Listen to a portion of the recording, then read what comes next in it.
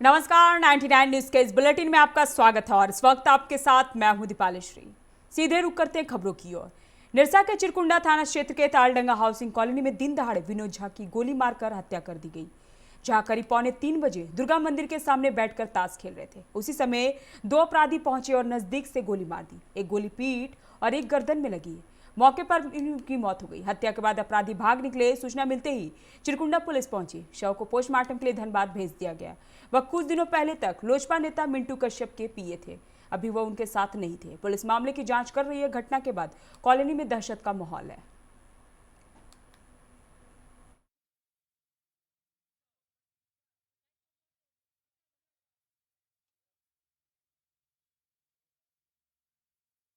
अज्ञात व्यक्ति गोली चलाया था, जिसमें काफ़ी गंभीर रूप से घायल हो गए हैं। गोली लगी हुई है और उसको अभी भेजा गया है और तत्काल इलाज के लिए। और यहाँ पर छानबीन हम कर रहे हैं कि घटना के पीछे किसका हाथ है, उसके बारे में अभी पता नहीं चल पा रहा है। और आगे जो उसके परिजन जो पुरानी रंजिश की बात कह रहे थे, क्या उस पर उसको पर हम गहराई से देख रहे हैं। अच्छा, कोई सुराग सर मिला है? कुछ ऐसा पुलिस के हाथ में लगा है? अभी एक खोखा बरामद हुआ है।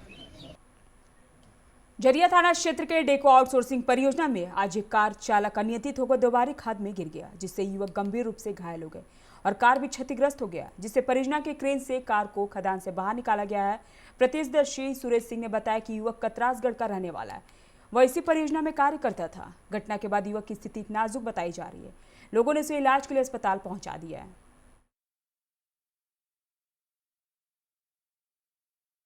और विजय सिंह से बात की है। विजय सिंह को सामान विमान दिए। अच्छा, उसके बाद गाड़ी स्टार्ट करके कुदा दिए। शराब पिए, वहाँ बोतल टूटा हुआ है और गाड़ी लेकर कुदा दिए। तो कौन थे वो जो गाड़ी गिरे? उनको आप पहचानते हैं? नहीं पहचानते। अच्छा, क्या वो घायल है? क्या हुआ है? थोड़ा बहुत घायल है। अच्छा। कतरास स्टेशन पर पुनः ट्रेन परिचालन के दूसरी वर्षगांठ पर सभी आंदोलनकारी स्टेशन परिसर में इकट्ठे हुए। इस अवसर पर डीसी रेलखंड पर परिचालित सभी ट्रेनों के पुनः परिचालन की भी मांग रखी गई। वहीं कांग्रेस नेता अशोक प्रकाश लाल ने रेल मंत्रालय पर कई गंभीर आरोप लगाते हुए कहा कि पिछली बार भी केंद्र सरकार ने साजिश के तहत डीसी रेलखंड को बंद कर दिया था। तब से अब तक लोगों की परेशानी बनी हुई है। इस मार्ग पर सभी ट्रेनों का परिचालन पुनः शुरू की जाए। मौके पर समाज सेवी विजय झा, अशोक प्रकाश लाल सहित कई आंदोलनकारी उपस्थित थे।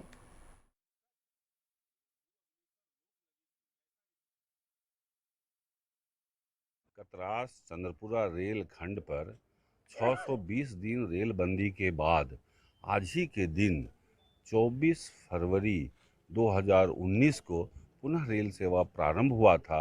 उसी की वर्षगांठ मनाने के लिए, उस आंदोलन, उस संघर्ष को याद करने के लिए सभी आंदोलनकारी आज इकट्ठे हुए हैं। और आज इस अवसर पर हम मांग भी करते हैं कि जिन जिन स्टेशनों पर जिन जिन ट्रेनों का ठहराव था 14 जून 2017 के पूर्व, उन सभी ट्रेनों का उस स्टेशनों पर ठहराव हो। ट्रेन को सुचारू रूप से परिचालन किया गया इस मार्ग पर। और सबसे बड़ी विडंबना ये थी कि उस संचालन के लिए ना तो एक ट्रैक का कोई भी निरीक्षण या एडिशनली कुछ भी नहीं किया गया। इसका कहने का मतलब ये हुआ कि ये पूरी तरीके से भारत सरकार के द्वारा एक सोची समझी हुई साजिश थी, जिसके तहत इनका ये मतलब इन लोगों का चाहत है कि इस एरिया के अंदर जितना भी हमारा कोयला है उनका ही लोग उसका दोहन करें। आज जो कॉरपोरेट का जो बात चल रहा है, उन लोगों को कॉन्ट्रैक्चुअल काम दे करके, इसके तहत ही ये लोग जो है इस रेलखंड से परिचालन को बाधित कर रहे हैं। धनबाद के पूर्व डिप्टी मेयर नीरज सिंह हत्याकांड के आरोप में जेल में बंद झरिया के पूर्व विधायक संजीव सिंह ने हत्याकांड की जांच सीबीआई से कराने के लिए कोर्ट में दायर याचिका दाखिल की है, जिसकी सुनवाई कल होगी। इसकी जानकारी संजीव सिंह के वकील मोहम्मद जावेद ने दी।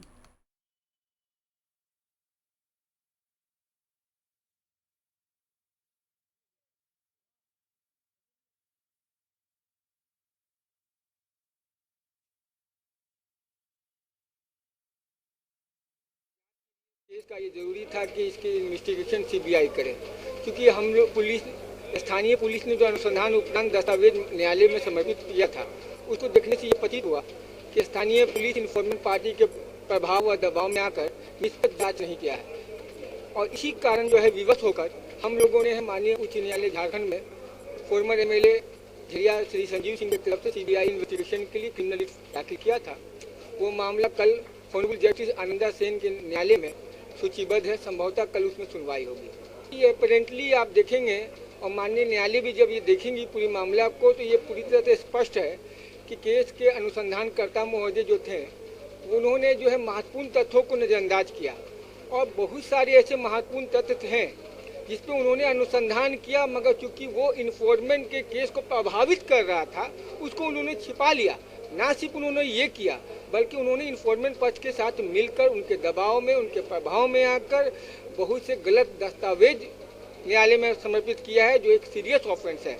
तो हम लोगों को विश्वास है कि चूंकि इस केस में 4 लोगों की जानें गई हैं, 4 निर्दोष लोग मारे गए हैं, जस्टिस होना चाहिए। जो दोषी है वो सामने आएंगे, जो निर्दोष वो छूटेंगे। इसलिए जरूरी है कि सीबीआई इसके अनुसंधान करे। बागमारा के बीसीसीएल ब्लॉक 2 के महाप्रबंधक कार्यालय के असंगठित आउटसोर्सिंग मजदूर संघ के बैनर तले आउटसोर्सिंग कंपनी के पुराने मजदूर अनिश्चितकालीन भूख हड़ताल पर बैठ गए। मजदूरों ने बीसीसीएल प्रबंधन और अंबे माइनिंग आउटसोर्सिंग कंपनी के खिलाफ अपना आक्रोश दिखाते हुए जमकर नारेबाजी कर अपना विरोध जताया। मजदूरों का कहना है कि अब तक कंपनी प्रबंधन या जिला प्रशासन की ओर से कोई पहल नहीं हुई है।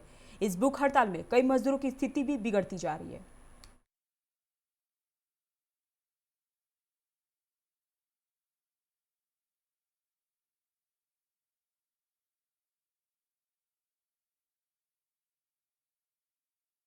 नहीं आया है। कल शाम को यहाँ के बागमारा प्रखंड का विकास पदाधिकारी बीडीओ साहब आए थे और आकर के हम लोगों से यही बोल रहे थे कि आप लोग जो है सो 2 दिन का समय दीजिए। इसमें अंबे माइनिंग कंपनी का भी 2 प्रतिनिधि आए हुए थे।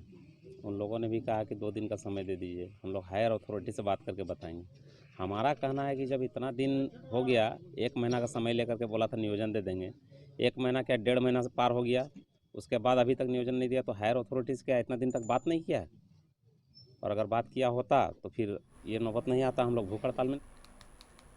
झरिया में अंचल कार्यालय के समय भारत की कम्युनिस्ट पार्टी मार्क्सवादी ने रसोई गैस, डीजल, पेट्रोल की कीमतों में हो रही वृद्धि के खिलाफ प्रदर्शन किया गया और केंद्र सरकार के खिलाफ निशाना साधते हुए नारेबाजी की गई। वक्ताओं ने कहा कि भाजपा की निकम्मी सरकार ग्रामीण मजदूरों का शोषण कर रही है। ऐसे सरकार को उखाड़ फेंकने की जरूरत है।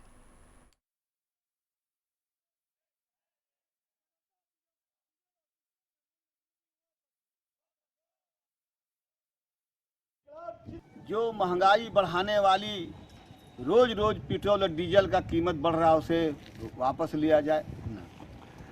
जो इनकम टैक्स पेइंग नहीं है उन तमाम लोगों को जो है जो बेरोजगार हैं उनको 10,000 उनके खाते में दिया जाए।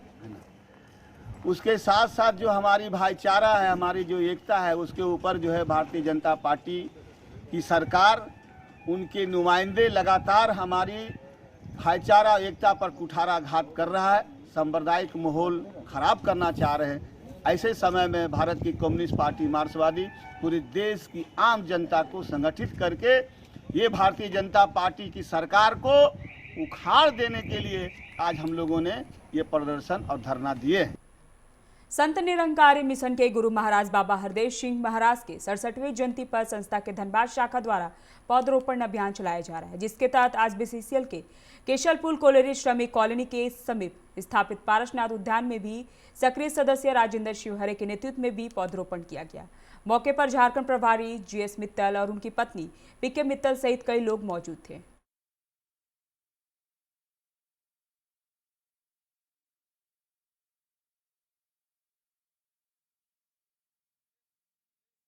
मिशन की ओर से संत निरंकारी चैरिटेबल फाउंडेशन दिल्ली के द्वारा पूरे विश्व में जिस तरह से आह्वान किया गया है, आज के दिन 23 फरवरी को सतगुरु बाबा हरदेव सिंह जी महाराज के जन्मदिन के अवसर पर इस बार ऐसा ही हमारे मौजूदा सतगुरु माता सुदीक्षा सुविंदर जी महाराज के आदेश आया है कि पूरे हिंदुस्तान में सार्वजनिक स्थलों पर, पार्क पर, पब्लिक प्लेसेस पर जहाँ जहाँ भी जगह मिले वहाँ मैक्सिमम जो पेड़ रोपण करना है और 2.5 लाख पौधों का आज का प्लानिंग है जो अभी तक लगभग लग चुका है। और इसी के साथ सतगुरु माता जी ने आदेश दिया है कि जहाँ भी पौधे लगाने हैं उन पौधों को हमने गोद लेना है, अडॉप्ट करना है। 2-3 साल तक उनकी देखभाल करना। देश में पेट्रोल, डीजल, रसोई गैस के बढ़ते मूल्य वृद्धि समेत 11 सूत्री मांगों को लेकर भारतीय कम्युनिस्ट पार्टी के बैनर तले आज धनबाद प्रखंड कार्यालय के समक्ष पार्टी द्वारा जोरदार प्रदर्शन किया गया।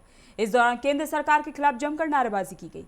प्रदर्शन कार्यक्रम को संबोधित करते हुए सीपीआईएम के सचिव रामकृष्ण पासवान ने कहा कि केंद्र सरकार का कृषि बिल कॉरपोरेटेड घराने को लाभ पहुंचाने का काम कर रही है, जिसके कारण आज महंगाई चरम पर है। साथ ही उन्होंने कहा कि जब तक किसान विरोधी बिल मोदी सरकार वापस नहीं ले लेती, तब तक हमारा आंदोलन जारी रहेगा।